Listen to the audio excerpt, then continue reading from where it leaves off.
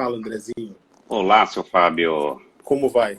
Tudo bem? Boa noite aí. Boa noite. Deixa eu arrumar aqui Tudo certo? a câmera aqui. Aham. Agora, tudo Preciso certo. ajustar também. E aí, olá, Renato. Olá. Gamer azarado. O pessoal está entrando aqui já. Vamos dar uns segundinhos para o Instagram avisar todo mundo aí. Aham. Vamos ver aqui a melhor posição. Vou deixar isso aqui. Fazer aqui um ajuste. Vai ajustando aí, ó. Só não fica de ponta cabeça, igual você estava aí no início. Exato. Deixa eu arrumar aqui também o fone aqui também.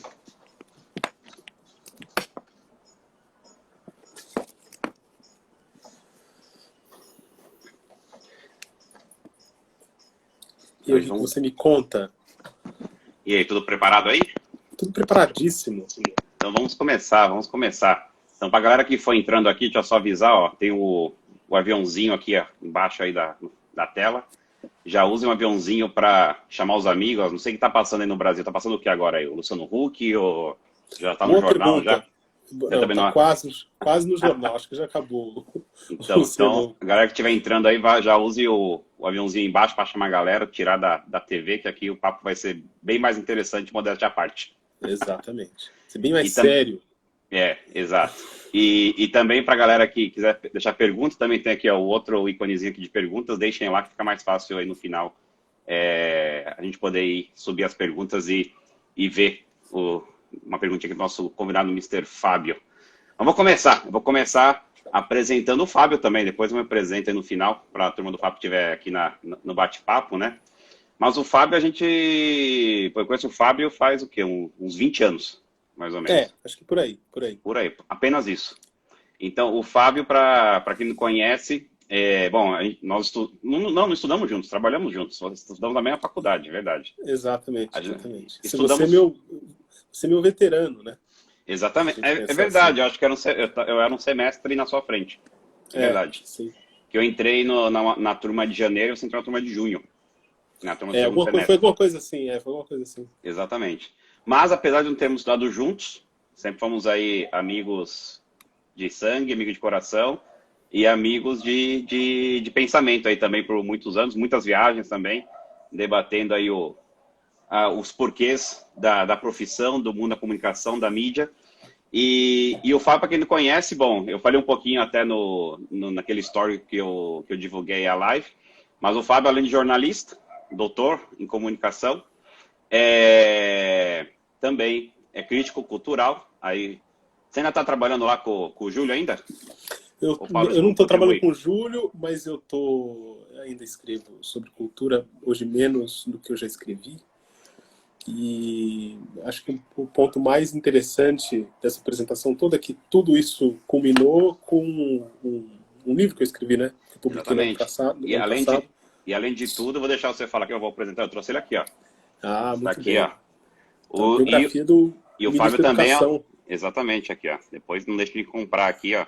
Mas fale um pouquinho se quiser falar aí, ó. Faça o seu merchan. Então, eu acho que esse foi de tudo isso que você falou, da minha trajetória como jornalista e dessas nossas conversas aí sobre cultura, sobre rumos da profissão, de certa forma.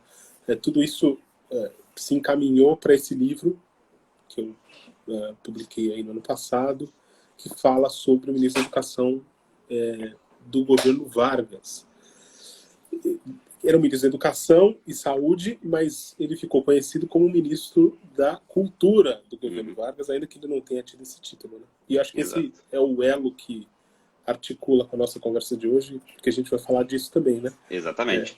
Uma facção da cultura, talvez, que é essa ideia de games, de economia criativa, que é parte integrante desse debate hoje, né? Exatamente. E aí, antes de entrar aí no tema do papo de hoje, eu também queria explicar um dos motivos porque eu considero o Fábio um grande amigo meu, né? Porque meus melhores amigos sabem como me presentear, eles presenteiam com livros, né? E dois títulos dos que eu mais gostei, acho que da minha história, né? Foram o Fábio que me presenteou com eles.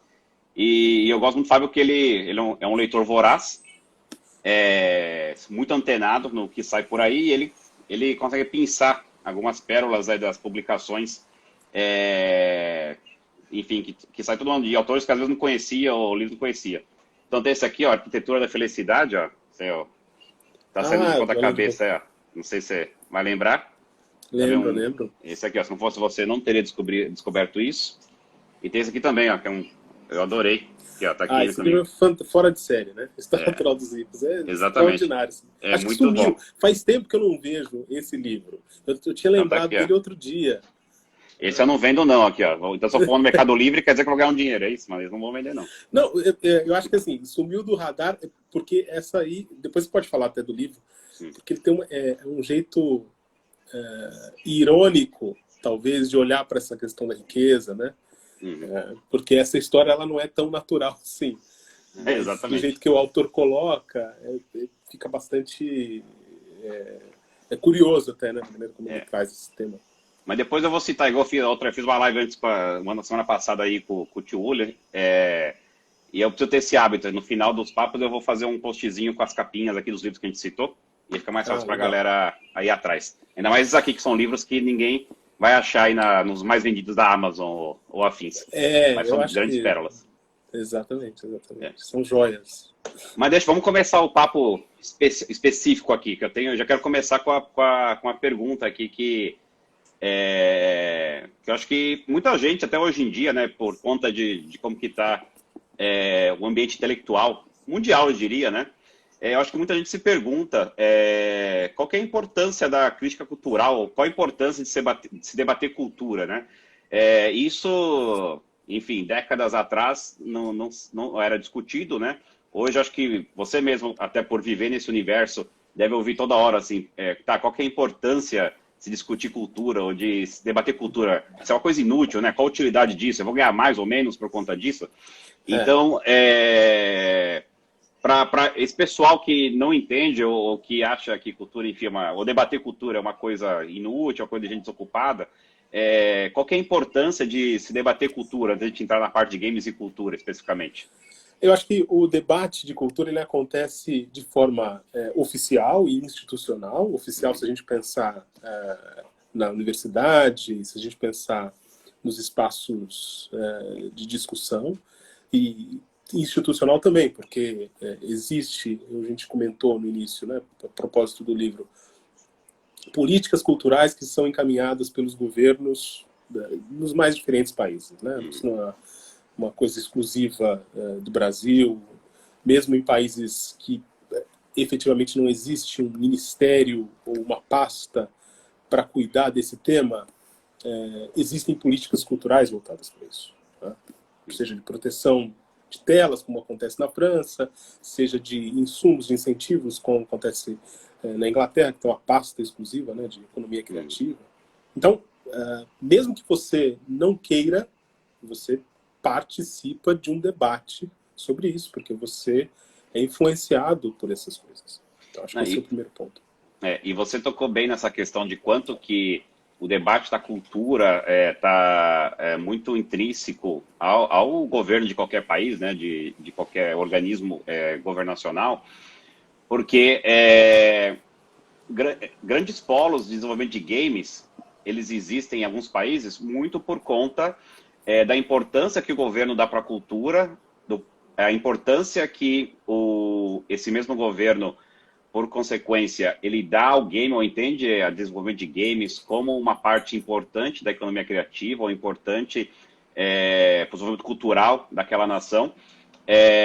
Então, tem alguns países acabam atraindo talentos, atraindo empresas, atraindo estúdios ligado ao mundo dos games. Eles entendem cultura, e cultura é chave no trabalho na pasta, né? Então, é uma pasta-chave, é um tema importante desses governos. E, de forma oposta, os países que não tratam cultura como algo importante ou como algo prioritário, eles acabam vendo quase um êxodo, né, de talentos e de profissionais para os países. Então, vou citar um exemplo aqui, o Canadá. O Canadá é um país que atrai muitas empresas de games e acaba atraindo muitos profissionais de games porque cultura é uma vertical muito importante, né, para o país. Acho que é o caso da Polônia também. Muitos poucos sabem, né? Mas a Polônia é um grande polo de desenvolvimento de games. E daí pode estar enorme, outros países também, mas esses polos, né? Porque quem imaginaria, né? O Canadá, né? Um país frio, enfim, é um polo de games. Polônia, um país também não o número um para aqueles que estão querendo buscar um paraíso assim para viver, né? Mas eles enxergaram né, nos games, bom, já primeiro na cultura, né, como algo fundamental para eles, e os games sendo uma vertical que eles gostariam de apoiar, seja com incentivos, benefícios.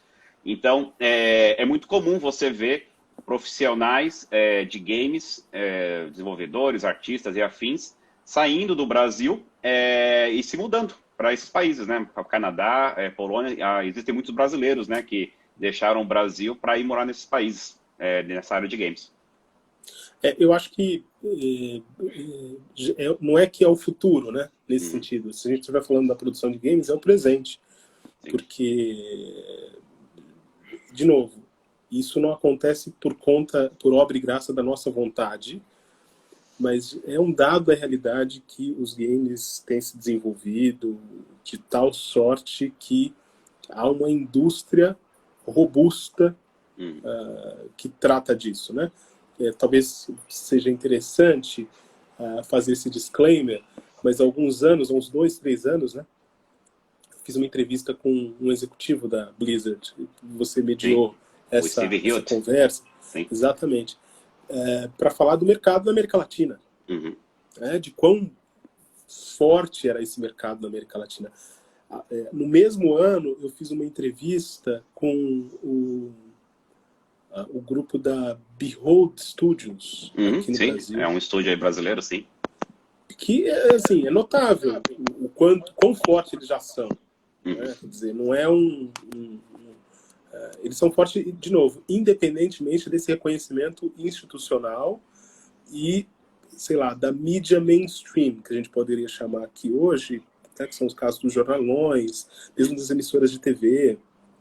Ainda que algumas emissoras estejam fazendo hoje uma movimentação para se aproximar desse ambiente. Mas tira isso de cena.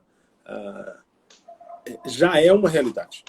Sim. Né? Então não dá para a gente dizer que talvez, será que é ou não é? Não, isso já é uma vertical que já está acontecendo, já está se desenvolvendo, e mesmo sem políticas específicas para tratar disso. Isso é verdade, né? Principalmente, de novo, o caso do Brasil, né, que não existem, como você bem falou, assim, políticas específicas. Existia até algum tempo, mas elas nunca foram políticas diferentes, né, de países como Canadá, Polônia, que eu mencionei, né? Mas mesmo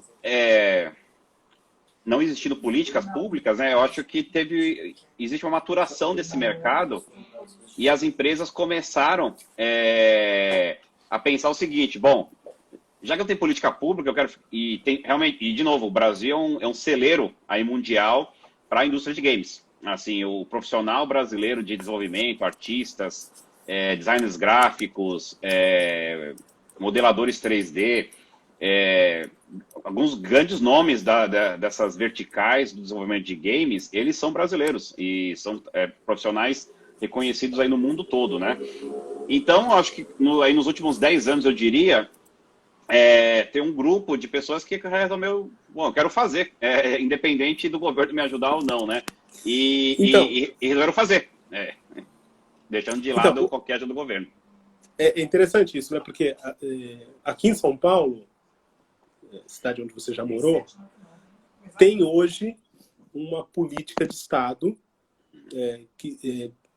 em torno dos games, voltada para os games, né? Quer dizer, uma conversa também que eu tive no ano passado, eu fiz uma entrevista com a Laís Bodansky, que era presidente da SPCine, ainda é presidente da SPCine, que é a empresa de cinema e de audiovisual, e incorpora também o universo dos games, que é, de novo, bastante pujante. Só que aí a gente está vendo aí um movimento inverso, né? O surgimento de uma empresa, ainda que seja estatal, para cuidar desse tipo de produto, tem a ver menos com a tentativa de você dar início, dar fôlego para novas iniciativas, né? Criar novas iniciativas e mais reconhecer que essas novas iniciativas estão aí já rolando, e se você não se movimentar nesse sentido, você perde o bonde. É o que Exato. você falou em relação àquilo que a gente chamava na década de 90 de fuga de cérebros, né? Quer dizer, o capital humano vai todo embora, vai para lugares, vai para polos onde isso se desenvolve com muito mais força. E é engraçado porque os governos que entendem esse movimento, eles acabam usando muito bem. Então, até a cidade que eu moro aqui, a cidade de Irvine, que fica, para quem não conhece, fica entre Los Angeles e San Diego, aqui na Califórnia, é uma cidade que é onde fica a sede da Blizzard, onde eu trabalho, já acho que mais de uns 10, 15 anos, mais ou menos, acho que uns 15 anos até. Mas eu estou percebendo mais empresas de games vindo para cá, porque o governo da cidade, ele beneficia, ou ele tem interesse em atrair essas empresas aqui para a cidade. E por que ela faz isso? Esse governo faz isso. Ele não faz porque ele é bonzinho, ou porque enfim, ele gosta de games, ou porque o filho do prefeito joga PlayStation o dia inteiro. Obviamente não é por isso, né? Mas eles começaram a perceber, primeiro, o tamanho da indústria de games, e como você bem falou há alguns minutos, né? Não é algo do futuro, vamos um incentivo para o futuro são os games, não é isso.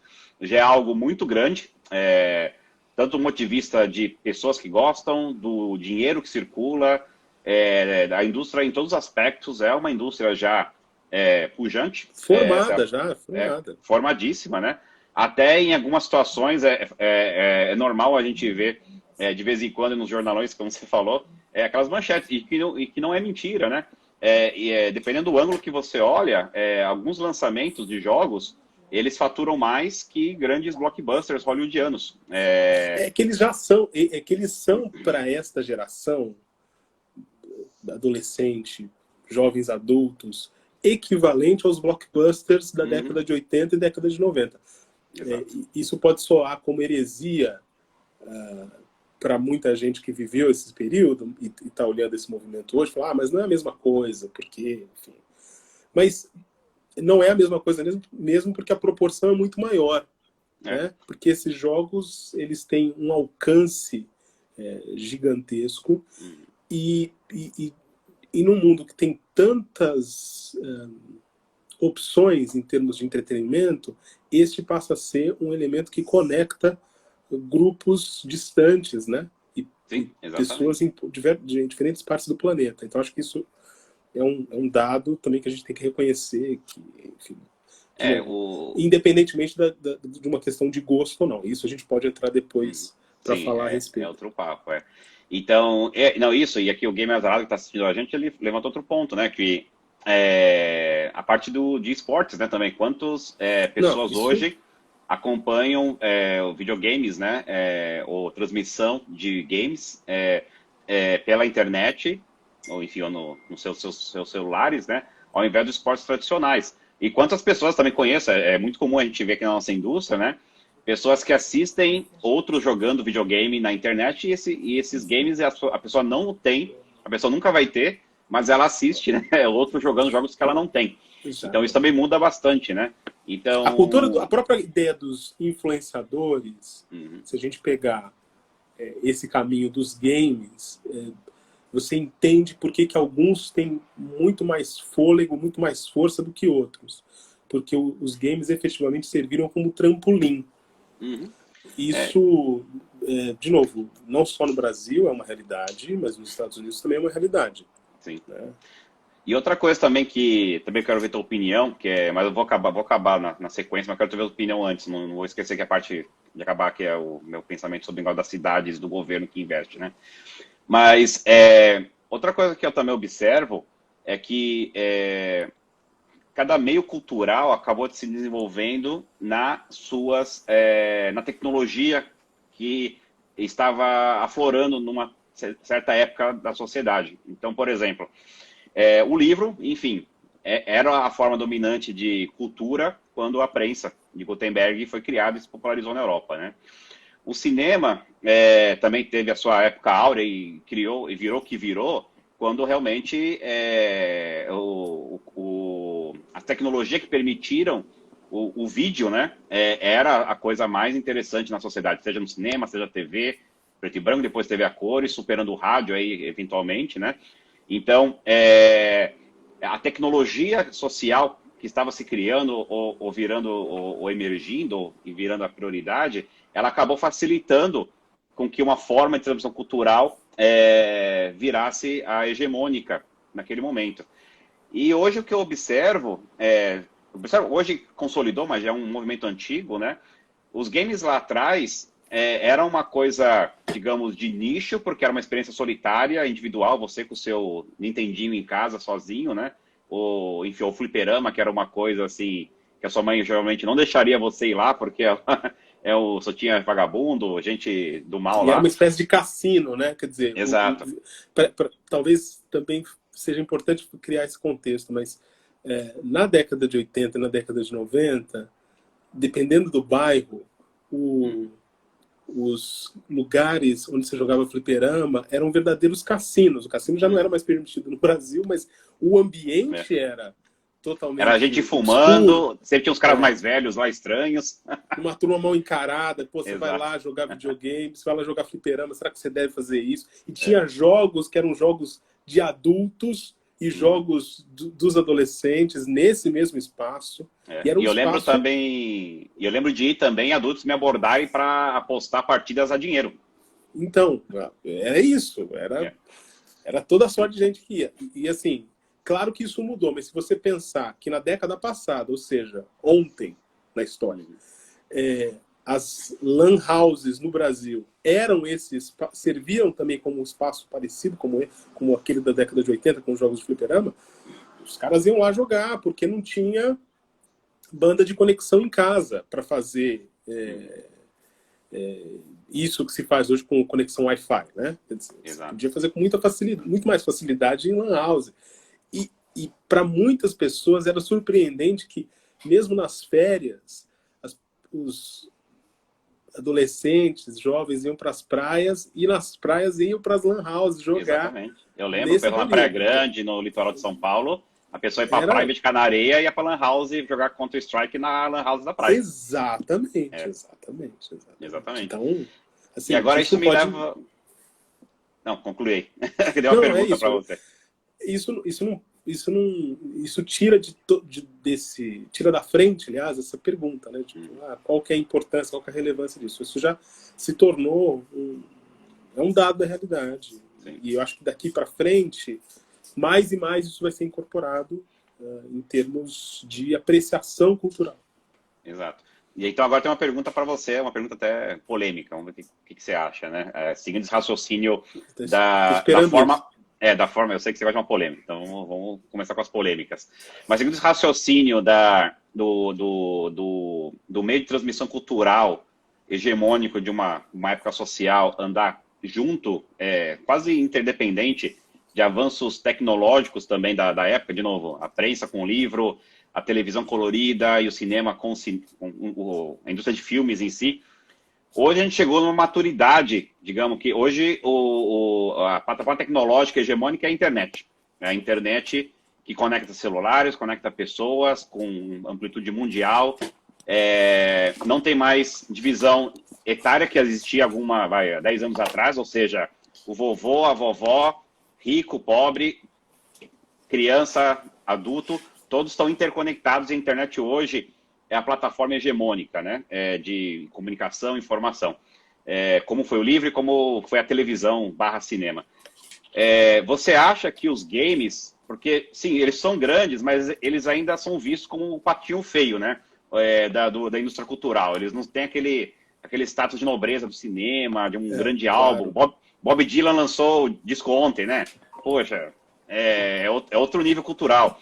Você acha que o game, sabendo que a plataforma tecnológica onde ele trafega, ele tende a alcançar a certo momento esse status que um álbum novo do Bob Dylan, ou o filme do Spike Lee que saiu agora no Netflix, que eu fiquei, assim, adorei o filme, não sei se você viu também, eu quero falar com você até em off, que não faz parte do tópico aqui, mas um filme sensacional aí, certamente um candidato a Oscar, né?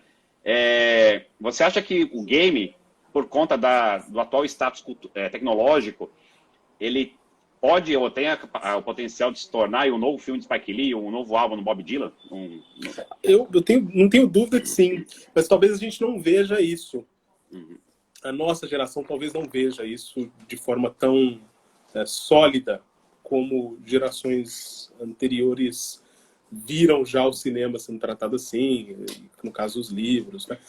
Mesmo no caso do cinema, né, de todas essas manifestações artísticas, é a mais nova, né, final do século XIX para cá. Ele demorou para ter esse reconhecimento estético que a literatura tem, que a música tem. Eu tenho um amigo escritor que fala o seguinte: eu não gosto de cinema. Eu falei, por quê? Ele falou, não, porque se uma manifestação artística, para ser importante, ela é a sétima, ela não é importante, né? Porque o cinema é a sétima arte. Então Pô, isso é muito bom, hein? Claro, o cinema é a sétima, então nem é importante. O importante é as 5 primeiras. Ou as 3, né? As 3, eu diria. Enfim. Mas eu acho que isso vai acontecer. Isso tem muito a ver com, de novo, essa apreciação que se faz dos games. Você vai lembrar disso, porque eu lembro que esse era inclusive, me recordo, aliás, que inclusive esse era um cavalo de batalha, quando a gente trabalhava junto. Quando tinha algum crime soturno no Brasil, e aí havia sempre aquele gatilho, né? Aquela linha de interpretação que dizia, mas isso tem a ver com os jogos violentos. Será que os jogos violentos... Não era o Exterminador do Futuro 2, não era o filme de Stallone, era o Counter-Strike, Exato. por exemplo. Será que os jogos tornam a população mais violenta, os jovens mais violentos? Aí tinha sempre esse debate, né? Sim. Então, veja, isso demora para você construir em termos mais sistemáticos, em termos mais inclusivos, sobretudo, essa recepção dos games não como uma forma de entretenimento, mas como uma forma artística. E eu acho que tem uma correlação aí importante para a gente fazer, que é a forma como esses jogos vão ser percebidos mesmo pelo seu público. De novo, eu acho que isso vai acontecer a médio prazo, porque logo a gente vai ver uma cobertura mais adulta dos games. E acho que é até importante falar isso. Durante muito tempo a indústria se preocupou em produzir os games para uma determinada faixa de público e não se atentou para essa recepção dos games enquanto forma cultural, como narrativa estética. Narrativa estética, exato. Então demorou isso para acontecer. Eu não estou tirando o valor disso, dos games anteriores. Eu estou dizendo que esse acabamento, essa elaboração, isso não existia no passado. Isso passou a existir, né? Pelo menos olhar para isso agora. Então, é inegável que, embora os games da década de 80, da década de 90 tenham seu charme, os games de hoje, eles têm um valor narrativo, têm um cuidado estético, até pela própria amadurecimento, força, né, da própria... Exato. Força, amadurecimento, sofisticação da indústria. Você tocou num ponto... Torna diferente, né? E você tocou num ponto real, né? Deixa eu pensar. Quais foram os primeiros livros que se popularizaram? A gente falou da prensa do Gutenberg. O que eram? Eram peças satíricas, né? Não eram nada de alta cultura. Não. Hoje a gente vê, por exemplo, você pega o grande romance, que, na minha opinião, é o grande romance de todos os tempos, que é o Dom Quixote. O Dom Quixote, no começo, não era visto o Dom Quixote como uma forma, uma obra literária, obra elevada, máxima da língua espanhola. Isso veio depois. Vamos Shakespeare. Pegar lá O que era o Shakespeare? Então, era muito popular. Era muito popular. O cinema, esse cinema que a gente fala hoje, todos os clássicos do cinema, tal, eram produtos de entretenimento.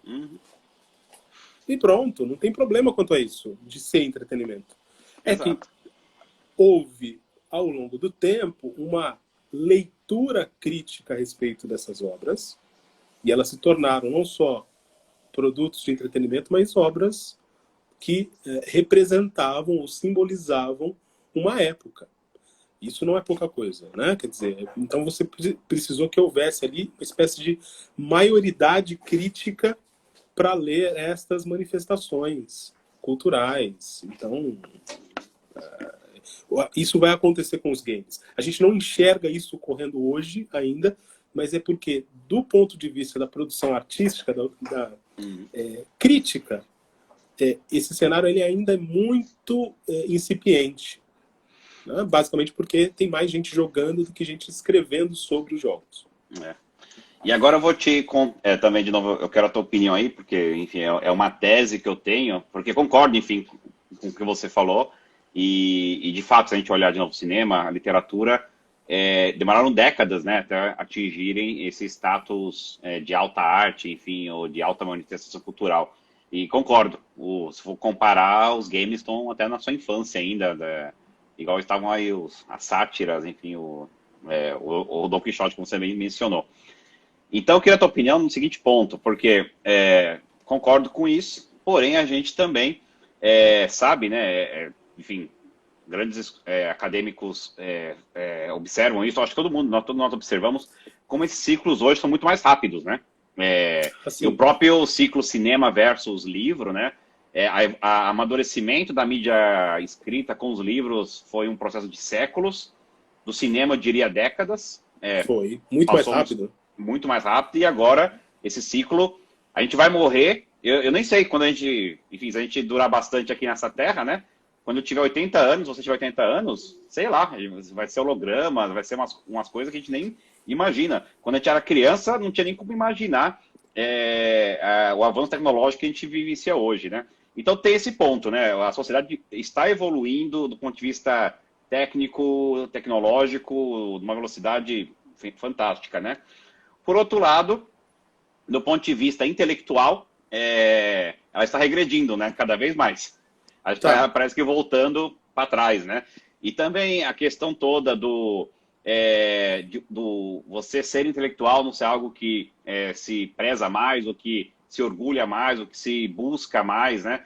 Então, a minha pergunta, o meu debate que eu tenho na minha cabeça eu concordo que os games são cultura, que tem potencial para chegar lá, enfim, o arcabouço tecnológico está ali para a coisa acontecer num ciclo bem curto, que eu vou poder vivenciar, espero.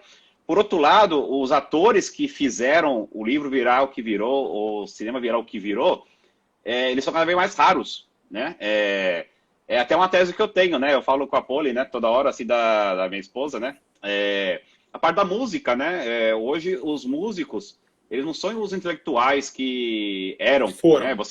Você pega qualquer roqueiro, o cara roqueiro, drogado, pega um Kurt Cobain, por exemplo, né? O cara drogado, morreu de heroína, enfim. Pô, o cara tinha um nível cultural muito superior a qualquer músico do For Fun, por exemplo, né? Ou de qualquer outra banda. Então, a minha pergunta para você como tá tendo essa... Primeiro, você concorda, enfim, com essa minha tese aqui, a minha tese, e se isso é um problema mesmo, ou se é uma coisa que você observa, ou se é uma coisa que eu tô vendo, tô maluco, né? Mas eu sinto isso, né? Que tá tudo conspirando a favor, porém tem toda essa onda de que é ok você ser burro, é ok você ser ignorante. É até legal ser ignorante, né? Assim, antes a gente tinha vergonha de ser ignorante, hoje é ok ser ignorante, né? O quanto mais burro, melhor. Então, o que você acha aí? Você acha que... Eu acho que o filme que você está roteirizando aí nesse seu depoimento, nessa sua pergunta, é o Idiocracy, né? Que vale até a pena depois citar nesses comentários finais que você fizer esse filme, porque é um filme que, de certa forma, pinta um pouco o ambiente que a gente está vivendo hoje. Aqui, Idiocracy. Idiocracy.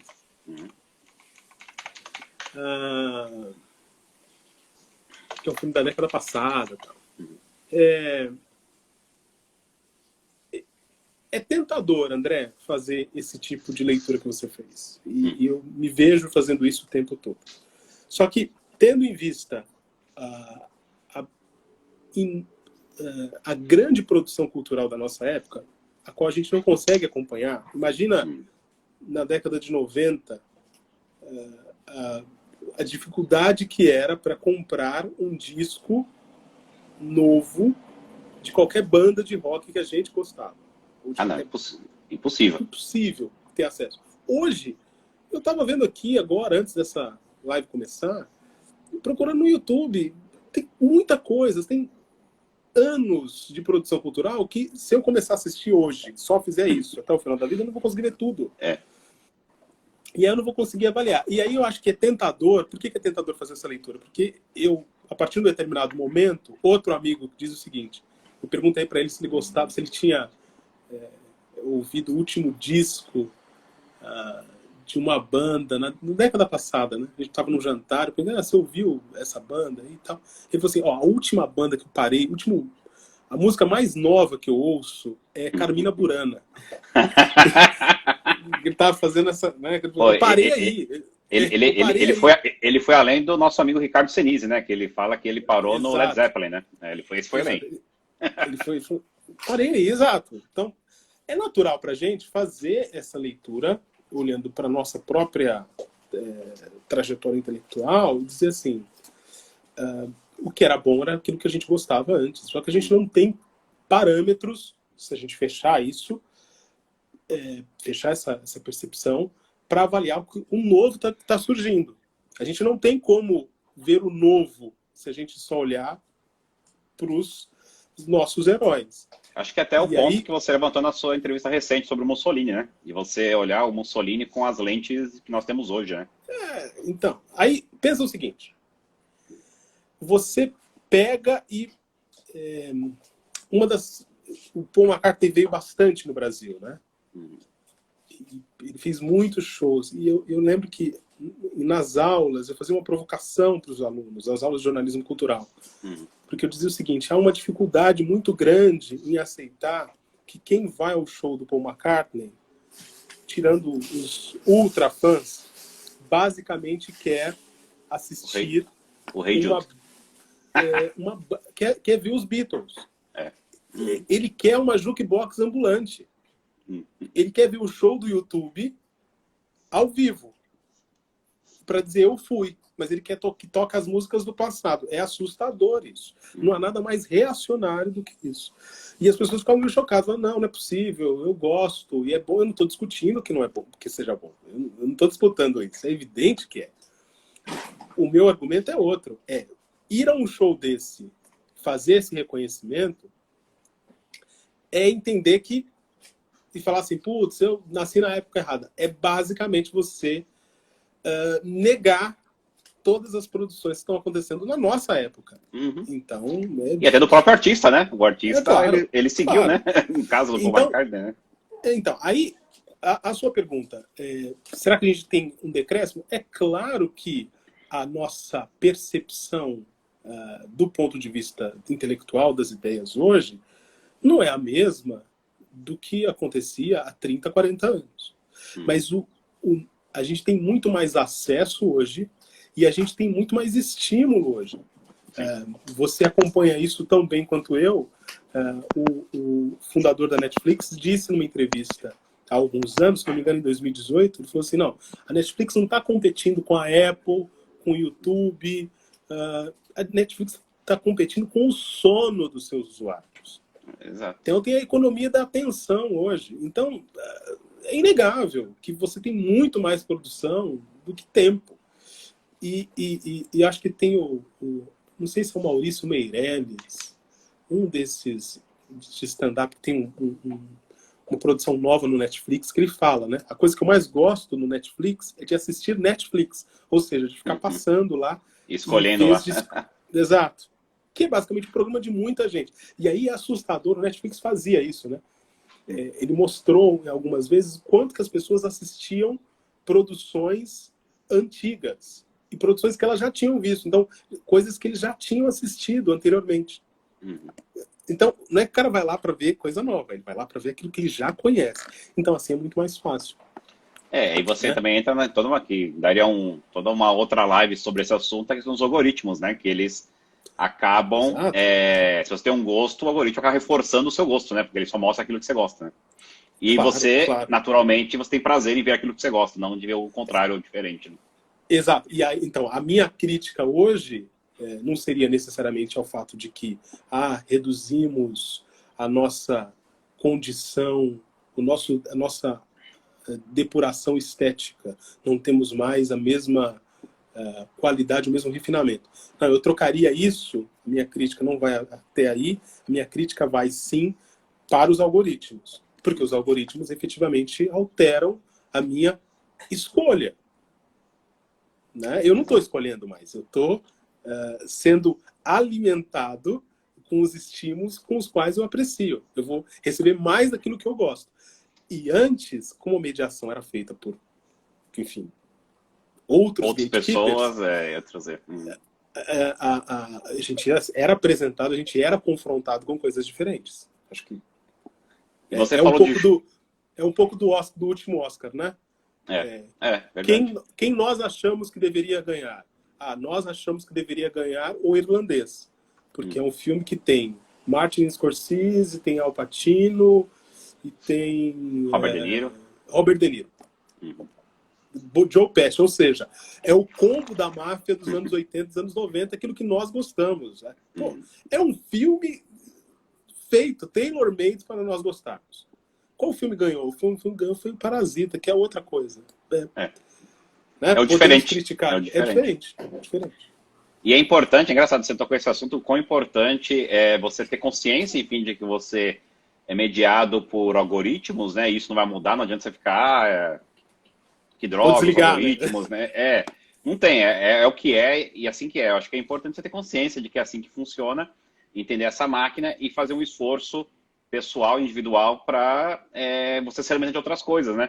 E é engraçado que você falou do show do Paul McCartney, porque tinha uma experiência parecida, né? Aqui, Bob Dylan, a gente falou agora, né, dele, né? Bob Dylan não acompanho, conheço a persona e a importância histórica para a música, enfim, e para a literatura aí, nos últimos anos. Exatamente. Por causa do Nobel dele. Mas não é um artista que eu conheço. Assim, eu não posso falar que eu conheço Bob Dylan. Mas, por um acaso que até hoje eu não entendi, tem uma faculdade aqui na cidade que eu moro e ia ter um show do Bob Dylan no ginásio da faculdade. Assim, poxa, por $20. Eu falei com a minha esposa... último show do Bob Dylan aqui no Brasil custou R$900 em 2011. Eu lembro, eu estava no Brasil, eu lembro. Eu queria até ir pela importância dele, até para eu poder conhecer, que eu falei, ele vai parar, vai morrer, né, daqui a pouco. Eu quero ver, mesmo que eu não conheça, eu sei da importância, eu queria ver o mito vivo, né. Não fui, obviamente, porque eu lembro que era essa fortuna aí. Aí ia ter o show aqui na quadra, no ginásio da faculdade, acho que era $20, $40, uma coisa dessa. Eu fiquei sabendo na quinta, né, o show era na sexta, falei, vou comprar, pô, vamos lá. Aí foi engraçado que eu cheguei lá, enfim, era ele mesmo, né? Eu até falei, era muito bom ser verdade, né? Vai ver que é um cover, né? Tipo, que é uma cidade que é um polo, né? De shows desse. Não entendi como, às vezes o cara tem um amigo que mora aqui, enfim, não sei. Mas enfim, foi o show dele e isso eu já sabia, né? Ele não tocou nenhum hit, obviamente, né? Não conhecia nenhuma música, nenhuma. E era engraçado que tinha uns brasileiros perto de mim, claro, e eu falei, batata, falei para Pole, vamos prestar atenção nos papos de saída agora, que a gente vai achar alguém reclamando que não tocou lá, que é Rolling Stone ou outro hit aí, né? Batata, tinha 2 brasileiros lá reclamando que não cantou nenhum hit, pô, que absurdo, não sei o quê. Eu falei, bom, eu já sabia, era o que eu esperava. Mas sabe o que foi interessante? Porque, seguindo o teu raciocínio, o Bob Dylan é quase um anti-algoritmo, né? Porque, ou o Paul McCartney, não sei se o Paul McCartney toca os hits ou não, né? No show dele, porque eu nunca fui. Mas o show dele, em algum momento, o show dele é permeado pelos hits. Né? Então, o daqui não foi nenhum. Eu também não conhecia todos, né? Pode ser isso também. Mas o daqui realmente parece que não tinha nada. Assim, Não, você tem pela reclamação dos outros que estavam do lado de você, né? Exato. Então, enfim, mas foi interessante por quê? Porque aí depois eu cheguei em casa e tem aqueles sites que tem as tracklists, né? De qualquer show, quase 1 hora depois, né? E eu montei uma playlist no Spotify com as músicas do show, que eu não conhecia nenhuma, né? Eu falei, vou ouvir, porque eu quero ouvir de novo, né? Cara, uma playlist de músicas sensacionais que eu não teria acesso, não conheceria se eu não fosse no show sem algoritmo, né? No caso, que ele não tocou o que a plateia gostaria de ouvir, e sim algo que ele achou que a plateia gostaria, né? E eu saí satisfeito. Foi uma experiência interessante, né? Então, eu acho que nesse sentido, veja, o lance dos games, eles são uma oportunidade para a gente refletir a respeito, porque tem um outro nível de engajamento, né? Um outro nível de absorção, de quem se envolve com isso, se envolve por um longo período de tempo, ainda que seja curto em termos de dias, em termos de intensidade, de horas dedicadas a isso, é muito alto. Isso é uma coisa que também é bem interessante, né? Porque o livro te segura por horas, né? Mas como é quase uma plataforma passiva, de certa forma, né? Você acaba criando... Alguns livros sim, conseguem criar uma relação emocional ou sentimental no ato de leitura, né? O cinema consegue, talvez, até mais facilmente, por conta da mídia, né? Mas, ao mesmo tempo, é curta, né? E os games, não sei se pelo ato de você está na história, né? Porque o princípio básico do game é que você é um ator ativo, né? Naquela narrativa. Então, não sei se você só é o por jogador conta número disso... um, né? Exato. Para fazer alusão ao filme, você é o jogador, você é sempre, quem adquiriu o jogo sempre é o jogador número um. Exato. Então, ainda que sejam muitos jogadores número um, ainda que você vá jogar online com amigos, etc. Naquela sessão de game, você é o número um. Exato. Naquela sessão sua, não importa, exato. Então, não sei se porque, enfim, a natureza do jogo é essa, né? Ele acaba, sim, de fato, levando você a criar uma conexão emocional muito maior, talvez que outras mídias, né? E aí vai entrar aquele debate, né? Isso é bom ou ruim, né? Eu acho que, de novo, para a nossa geração, talvez, porque a gente foi educado e formado para ter um limite em relação aos games, a gente certamente vai achar o seguinte: é muita coisa, muito tempo jogando videogame. Então, vamos parar, vamos fazer outras coisas. Tá, é muito tempo, você fica 2 horas, 3 horas, é um vício, tal, vai fazer outra coisa. E a nossa relação era outra porque nós, eu estou falando eu e você aqui, né? Porque na nossa adolescência, os consoles, eles esquentavam. Ou então, se a gente ia jogar fliperama, acabava a ficha, né? Acabava a ficha, acabava o dinheiro. E assim, era muita grana que você jogava, né? Hoje é diferente, porque eles continuam esquentando os consoles, mas eles são mais resistentes, né? E você tem muitos dispositivos para jogar. Você pode jogar no console, você pode jogar no celular, você pode jogar no computador. Então, você pode trocar de tela o tempo todo. E tá tudo bem quanto a isso. Eu continuo achando que a gente tem que ter um limite para jogar, mas tudo, né? Eu acredito que esse limite está se estendendo, sobretudo quando eu vejo quanto tempo se passa assistindo jogos, por exemplo, se tem as transmissões e tal. Não dá nem pra gente fazer essa comparação com outras épocas, né? Até o Game Azará tá dando a dica aqui, ó, para colocar um ventilador na frente transformador aí para esticar mais. Mas você falou isso é verdade, e isso tem a ver até com um ponto que você falou anteriormente, né? Porque realmente quando alguém me pergunta assim, André, qual que é o maior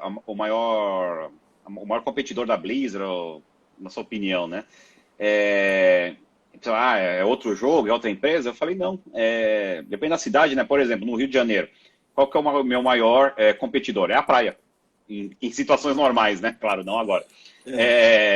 Por quê? Porque o carioca, ele tem uma cultura de estar na praia, de estar fora, exercício e tal. O carioca, claro, obviamente tem gente que joga e não gosta de ir na praia. Eu tenho vários amigos cariocas que não gostam de ir na praia, até por isso que mudaram para São Paulo. Mas em cidades litorâneas, a pessoa não fica na tela, né? Ela fica na praia. Então, o maior concorrente, a novela, algumas finais de novela fazem a pessoa deixar de jogar um game para assistir a novela, né? O futebol, o UFC, uma luta importante, e assim vai. E tem economia. E aí, acho que todos esses atores, nós, Blizzard, Netflix, a Globo, a Record, estamos todos brigando pelo tempo de entretenimento das pessoas. Que esse tempo segue igual, ou seja, todo mundo tem um número X de horas aí da semana que dedica para o entretenimento. Porém, a oferta de entretenimento é absurdamente muito maior hoje em dia. Muito maior. Você não tem mais tempo para tanta coisa. Então, você tem uma... Eu acho que na pandemia a gente tem visto aí o surgimento de muitas e muitas lives, as pessoas até reclamam. Eu acho que esse é um dado. É uma condição da nossa época. A gente não tem mais uma coisa que seja tão agregadora como existia na época em que a televisão não tinha controle remoto. E eram, sei lá, 4, 5 canais. Tava todo mundo assistindo a mesma coisa. Hoje eu brinco assim. E aqui nos Estados Unidos, né, onde eu estou, que, enfim, é uma das maiores capitais de entretenimento do mundo, né? Isso até cria uma ansiedade, de fato, né? Porque aqui a oferta é tão grande e, ao mesmo tempo, não tem nada para assim, fazer, né? Que você fala, poxa, como que pode, né? Porque aqui tem... Os que eu tenho acesso como assinante, ou eu uso, enfim, até como promoções, que eles fazem promoções também. Tem o Netflix, com catálogo gigantesco. Tem o Amazon Prime Video, outro catálogo gigantesco. Tem o Hulu, que é da Disney. Tem o Disney Plus, que é muito grande também. Uhum. Aí tem o Hulu, também, que foi adquirido pela Disney há poucos anos. Aí a HBO vem lá, já tinha HBO sozinha, que já era outro universo aí. Aí a HBO juntou e fez o HBO Max, que ainda não chegou, começou agora nos Estados Unidos há pouco tempo, né? Então a oferta é muito grande. E aí cria dois problemas, né? Porque... Você não falou da Apple TV, mas tá bom. E tem a Apple TV, verdade. Esqueci da Apple TV. É porque eu não tenho, acho que eu esqueci, ela não estava na minha mente. É verdade, tem a Apple TV também. E é engraçado que do ponto de vista de vídeo, caminha de um ponto de vista diferente de música, né? Porque com a música tem o Spotify, ou o Deezer, ou enfim, ou o que você escolhe, e tá tudo lá. E o que tem no Spotify, geralmente tem no Deezer, né? Aqui é diferente. Aqui eu prefiro o Spotify porque ele tem os catálogos mundiais, né? Porque a Apple Music, a Amazon Music aqui nos Estados Unidos, ele só tem o catálogo americano praticamente. Ele quase não tem álbuns... bom, do Brasil, por exemplo, não tem nada aqui na Amazon Music e nem na Apple Music. É interessante porque o Netflix faz isso também, né? O catálogo do Netflix aqui no Brasil é diferente do catálogo nos Estados Unidos. Sim, bem diferente, verdade. Era possível, inclusive antes, a Cora Ronay até mostrou qual que era o caminho para fazer para acessar o catálogo de fora do Brasil, né? Eles mas eu acho que eles bloquearam algum momento. Bloquearam. E é engraçado porque os games estão caminhando para o mesmo... Porque do ponto de vista econômico, esse é uma das melhores formas, né? Ou seja, você quer uma assinatura, então ninguém discute hoje que o modelo de negócio de assinatura é o melhor do ponto de vista financeiro. Né? Só que, obviamente, uma coisa que aí está todo mundo ainda para ver, né? Com esse acúmulo de assinaturas, né? Chega uma hora que as pessoas começam a escolher, né? Porque todo mundo entrou na assinatura porque era uma forma de você sair do cabo, né? No caso da TV, né? A TV a cabo era... igual aí no Brasil, a TV a cabo, quando eu saí daí, há 5 anos. Eu lembro que era coisa de 100, 150 reais, mais ou menos, até 200, dependendo do pacote. Deve ser mais ou menos a mesma coisa, pelo que eu ouço, né? E aqui também é caro, né? Aqui um pacote de TV com assinatura é perto dos seus $100, né? Então, quem migrou para o streaming, migrou para fugir disso, né? Só que a partir do momento que você soma essas assinaturas, começa a ficar mais caro. E claro, as indústrias estão criando seus exclusivos para reter esses assinantes. E a indústria de games está indo pela mesma linha, né? Ou seja, a Apple lançou um modelo de assinatura de games para celular, ou seja, você pode assinar, esqueci o nome do serviço agora, mas ela tem serviço de assinatura de games no celular e você tem acesso a um catálogo gigantesco de games lá. Como que você acha que a gente vai conseguir dar conta de tudo isso? Porque os games demandam muito, TV, o HBO tem o Game of Thrones, o Netflix tem o Stranger Things. Como é que a gente vai lidar com isso? Eu não sei se a gente vai ter... a gente vai conseguir acompanhar tudo ao mesmo tempo. Tenho quase certeza de que não. Então, as pessoas vão começar a fazer as escolhas em relação ao preço e também a oferta de catálogo, né?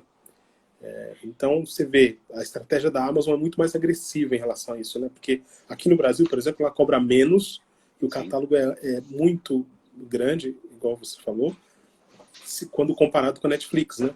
A Netflix, o serviço oferece basicamente o catálogo de filmes.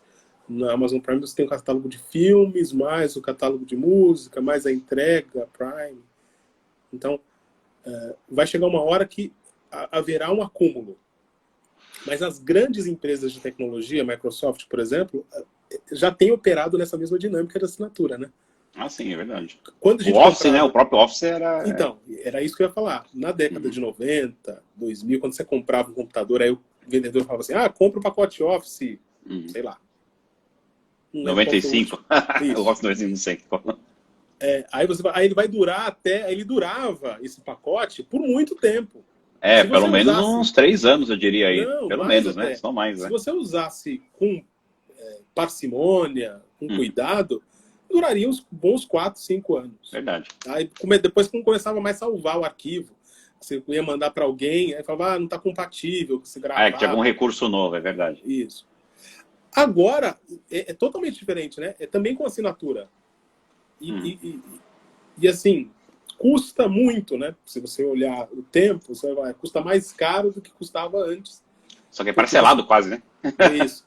Mas aí você vai atualizando sempre. Então, eu acho que a gente não vai ter como acompanhar. Eu acho que essa produção cultural ela vai se tornar avassaladora e vai criar isso que você mencionou agora há pouco, que é esse FOMO, né?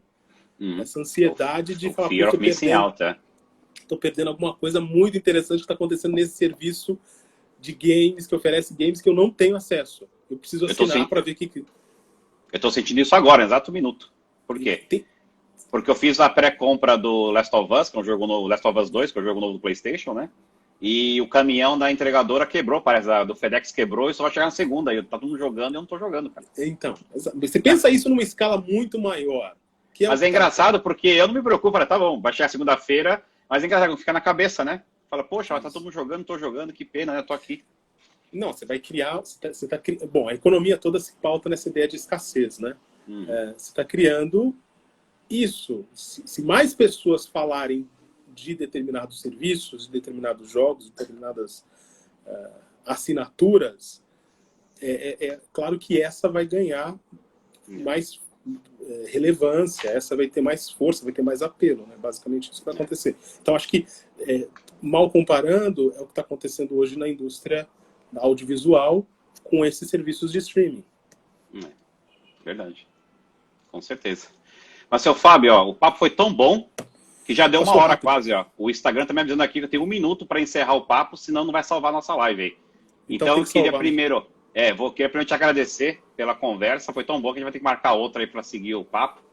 Queria de novo falar para a galera que está acompanhando, não deixe de comprar aqui, nosso Capanema aí tá indo em todas as livrarias aí, online e físicas. E foi muito bom manter esse nosso papo intelectual aí, apesar da distância dessa vez, né? Maravilha, façamos outro. Então, bom, então. Valeu, Fabião, vou encerrar aqui e a gente vai marcar um segundo aí. Até mais para você. Até mais, tchau, tchau. Até mais, Valeu, pessoal que acompanhou até agora. Tchau, tchau.